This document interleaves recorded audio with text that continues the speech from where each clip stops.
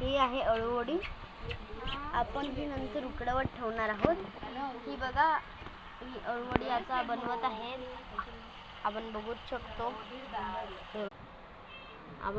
शकतो अशी अळूवडी बनवत आहे. आणि ह्याला हे बघा, ही माझी मम्मी आहे, अळूवडी बनवत आहे.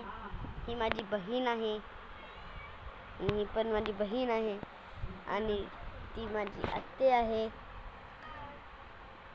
आणि मम्मी अळूवडी बनवत आहे. मम्मी, तू अळूवडीला काय काय घेतलंस सामान? अळूची पानं असतात, त्याची देठ काढून घ्यायचे, शिरा काढून. त्यानंतर त्याला कोकम आपण म्हणतो, कोकम रस आपण आपल्या मालवणी भाषेत आगळ म्हणतो. तो आगळ लावायचा पानाला आणि थोडा वेळ ठेवून